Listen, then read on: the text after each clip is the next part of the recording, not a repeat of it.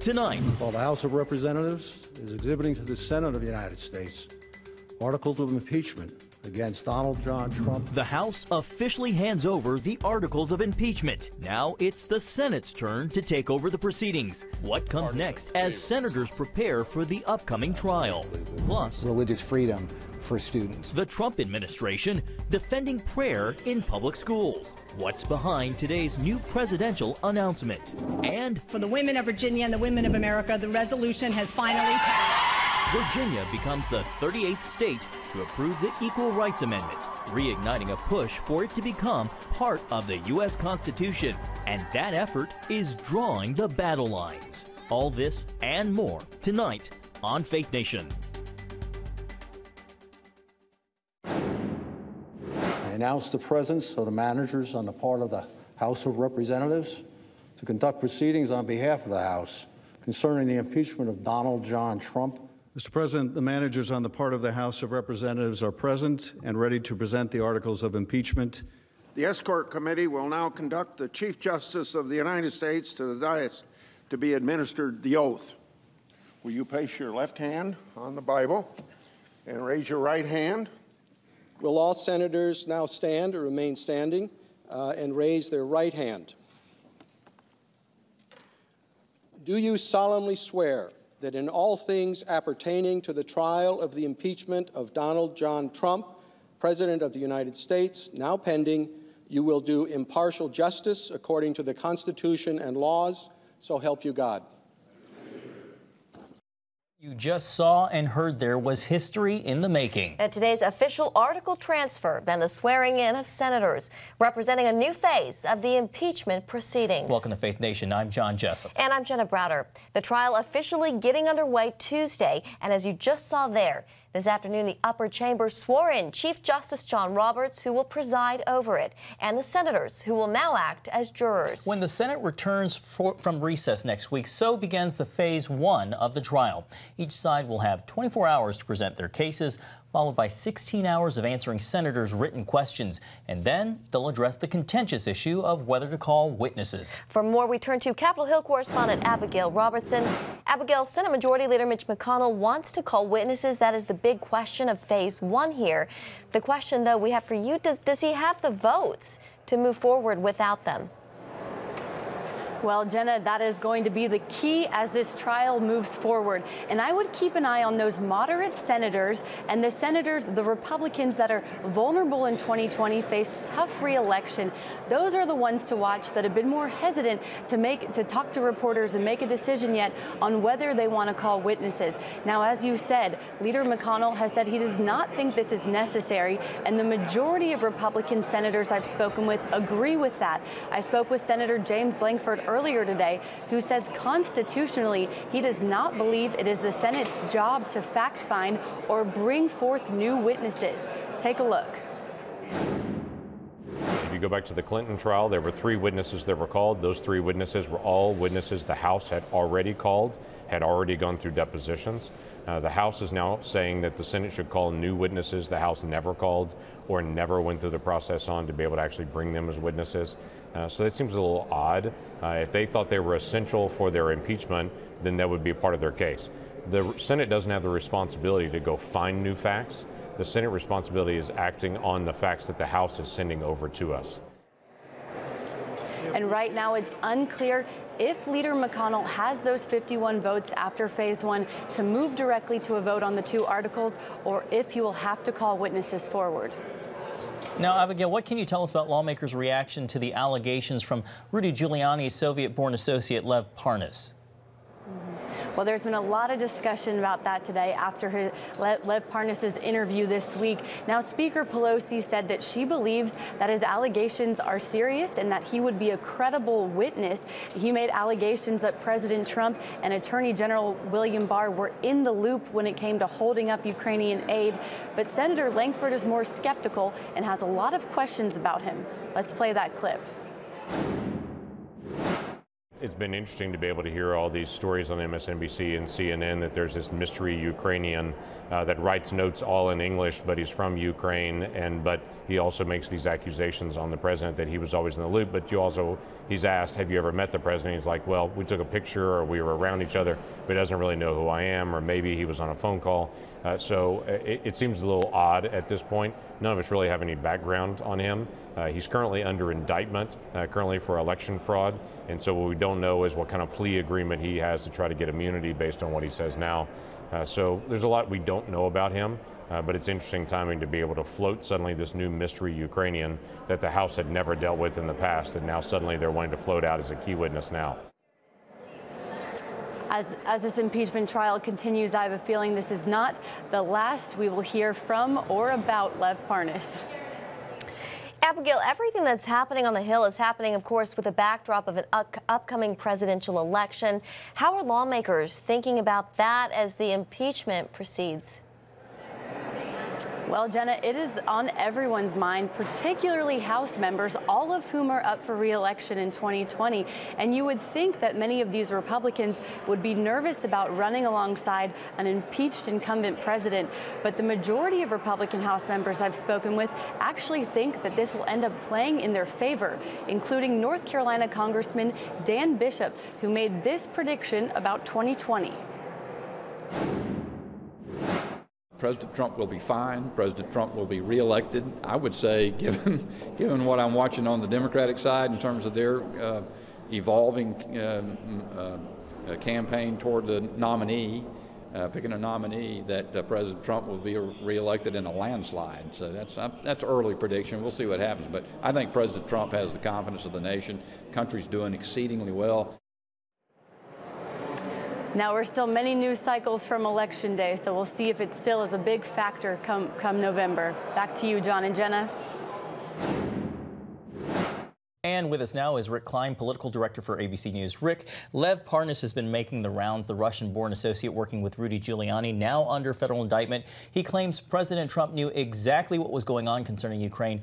Does what he's been saying put more pressure on the Senate to call witnesses? It sure does. I mean, look, there's reasons to doubt Lev Parnas' credibility, in part because he is under indictment, in part because everything he is saying is what he learned via Rudy Giuliani. Yes, he's the president's attorney, but Giuliani himself has credibility problems. But there's no doubt that this is more information that Democratic senators are going to say, this is why we need witnesses. This is why we needed more information. We need to uncover information that was not available at the time that the House of Representatives was pursuing their articles of impeachment. There'll be pushback against it, but I think he's on a short list of people that Democrats in the Senate are definitely going to want to hear more from.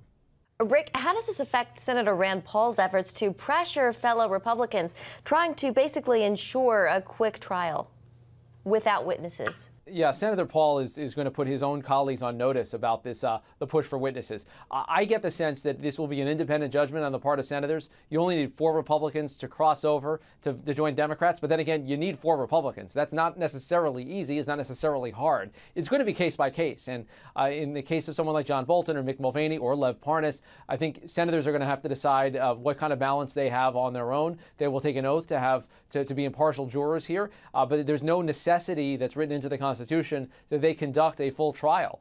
There's no need to call witnesses in the view of many of those, and there's competing precedents on that very question. So there's different ways that they can handle it, and I do think that each of these is going to be handled on an individual basis. Rick, today's watchdog report from the Government Accountability Office, how damning is its assessment saying the White House violated the law by withholding aid to Ukraine?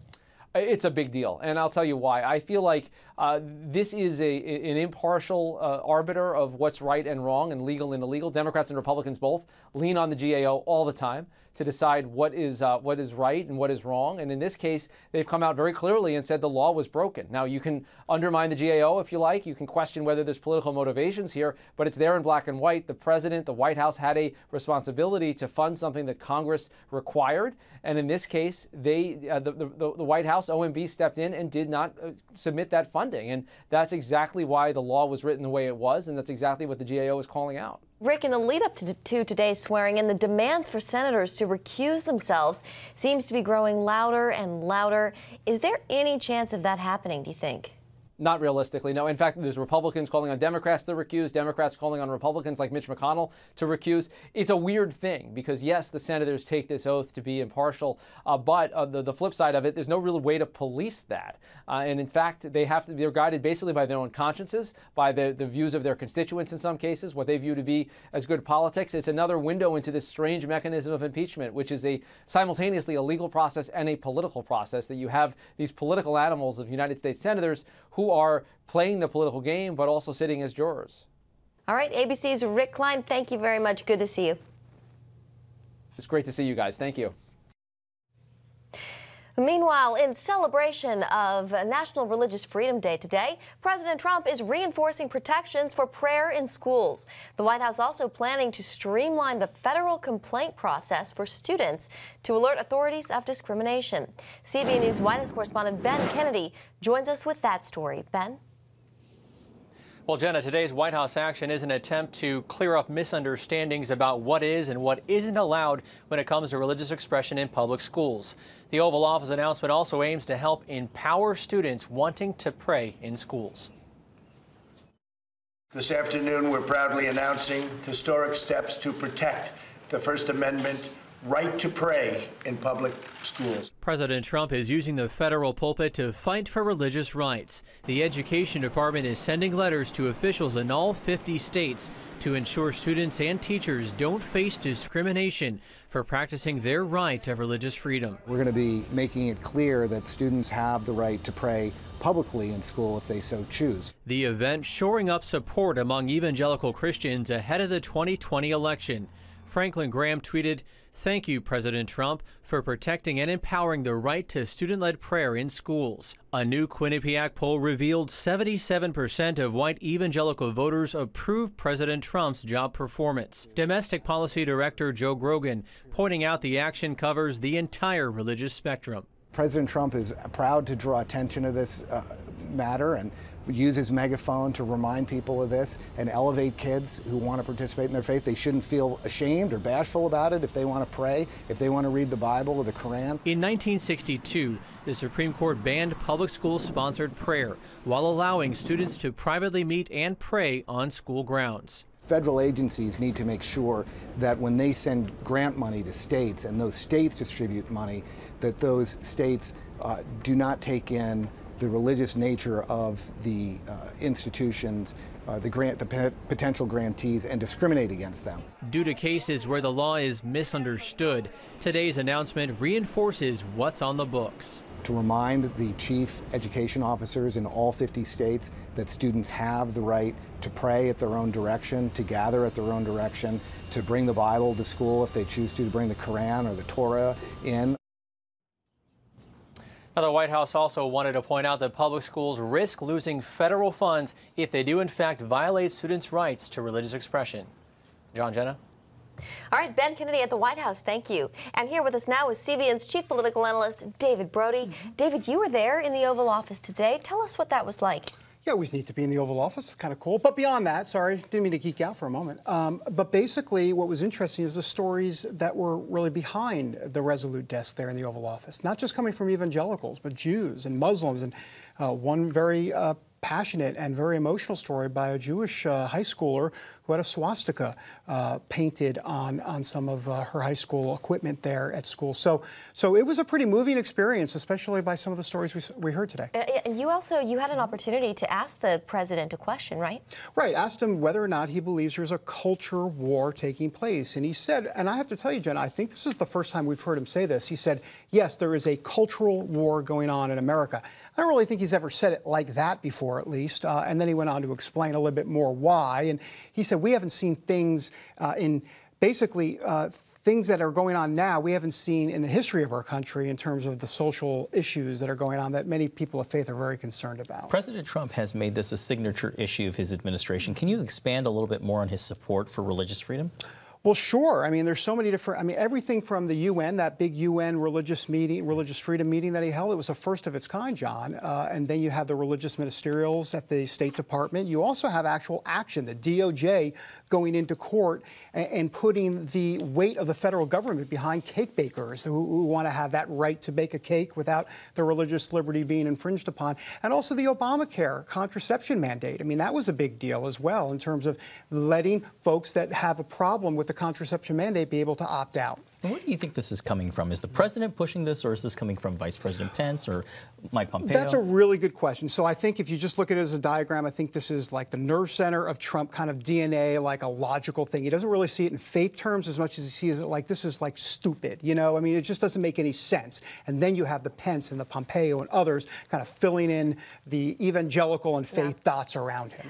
David, how were the president's spirits today amid all of this impeachment stuff that was happening at the same time on Capitol Hill? Very serious. I walked in, he looked somber. I don't know if somber is the right word. More serious, I think, is really the right word. And, you know, I have to tell you, I mean, who can blame him when you're getting served impeachment articles on a silver platter? And literally, when I say silver platter, that's what it looked like, you know, when the Sergeant of Arms was bringing those into the House. You know, we'll see who has the last laugh here. The White House thinks they will. November, voters will decide it. All right. David, great reporting. Thanks, Thank guys.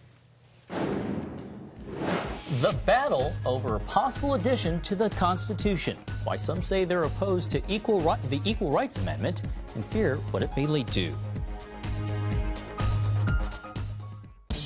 Introducing the CBN Bible from CBN.com. Now, an easier way to study the Bible and grow in your faith. Highlight your favorite verse. Read separate versions at a glance. Click and read a commentary. Or cross-reference your favorite verse using the Strong's Concordance. All the right tools to study the Bible, all in one place. The CBN Bible, available at cbn.com/Bible or the iTunes App Store. This is CBN News Watch. Thanks for joining us. Watch breaking news, exclusive stories and programs, credible news reporting. We show you what's happening in the world and how you can pray about it. This is CBN News Watch, because truth matters. Weekdays at 5 on the CBN News Channel. Yes! Right on time! From Superbook. Pepper's Pizza Palace is donating pizza for everyone today. Wait. I have big plans today. Trust in God even when times are tough. He has a plan for your life. Hey, we're gonna be late for the grand opening. My parents want me to help with this outreach thing, feeding the community. What am I supposed to do here?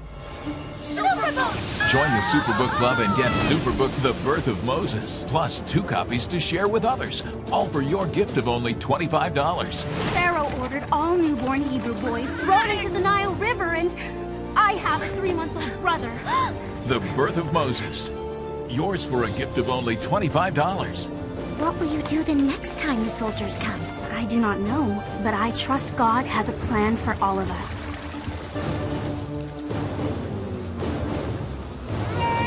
Superbook Club members, free streaming for seasons 1, 2, and 3 is now available. A rare moment of bipartisanship today on Capitol Hill and a major win for President Trump. The Senate approving the USMCA trade deal in a vote of 89-10.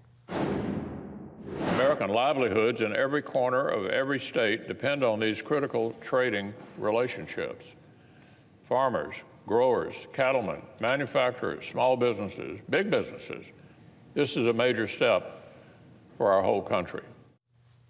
And the USMCA now heads to the desk of the president. Another win for President Trump, yesterday's U.S.-China trade deal that he was tweeting about today ahead of the USMCA's passage.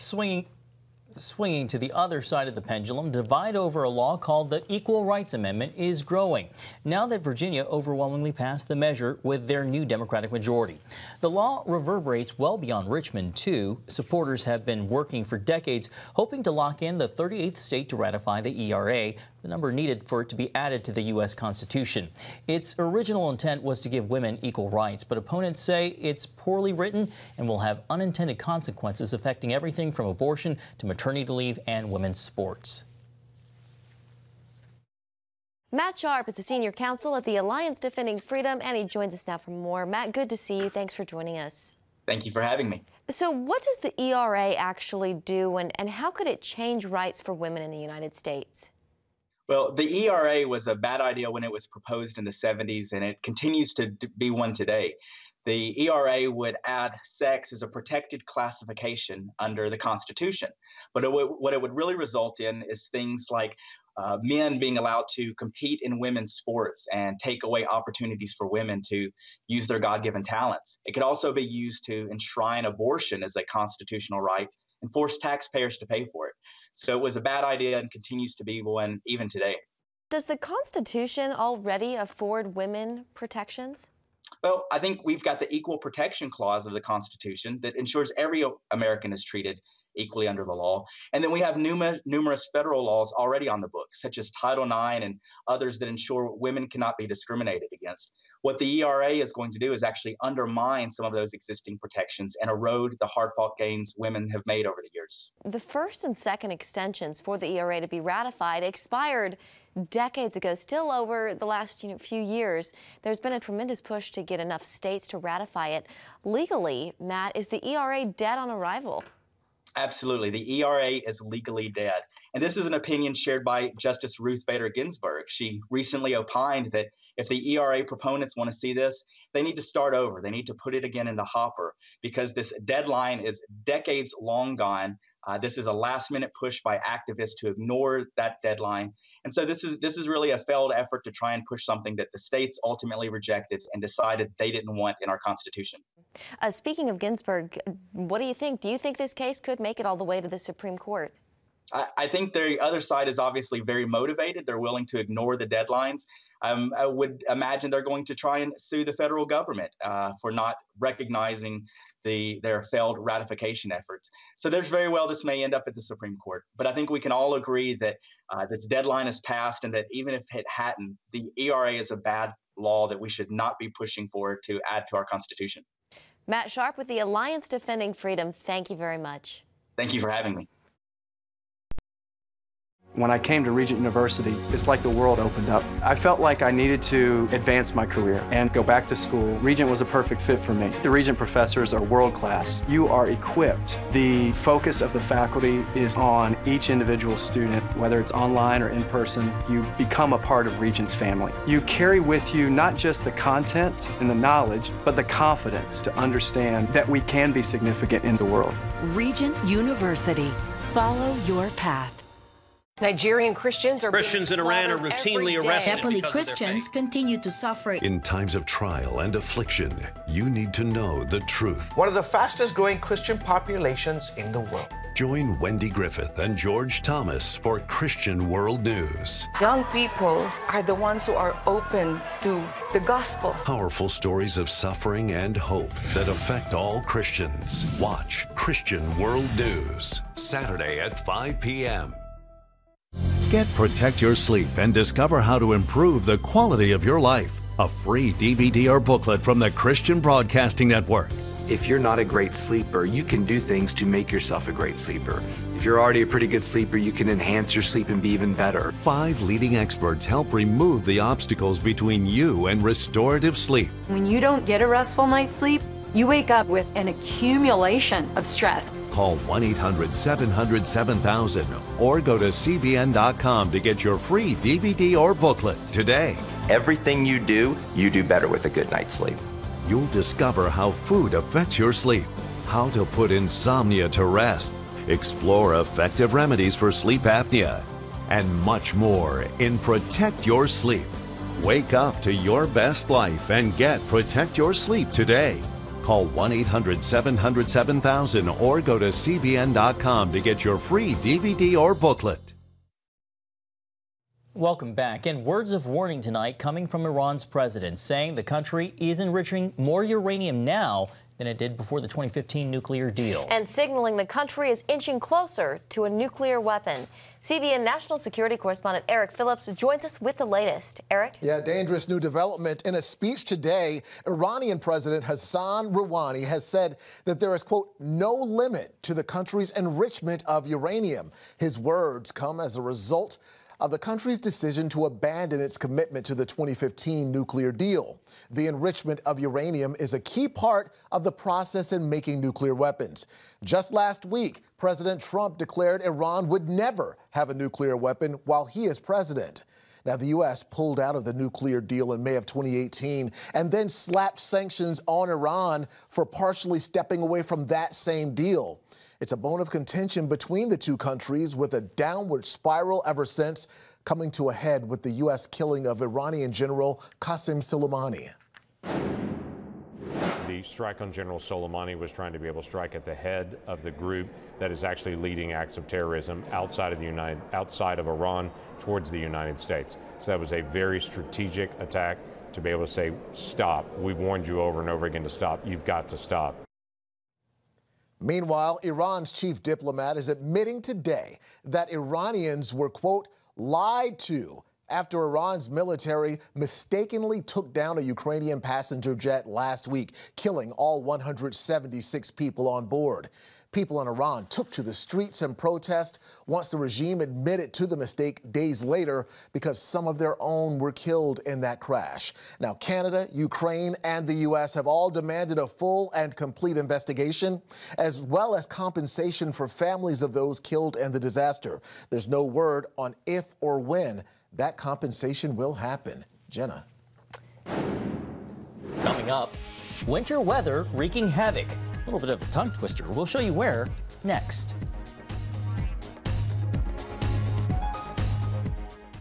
Christians around the world are standing with the Israelis. But why? In CBN's free magazine, Friends of Israel, you'll discover why Christians are supporting the Jewish state, how Israel is fulfilling prophecy as a light to the nations, and ways you can pray for the people of Israel. Israel needs the support of friends like you. Call now or go to CBN.com to get your free copy of Friends of Israel. Heavenly Father, we do thank you for the work of your Spirit, Lord God, with this movement of getting the Bible, yes, Lord, into public schools.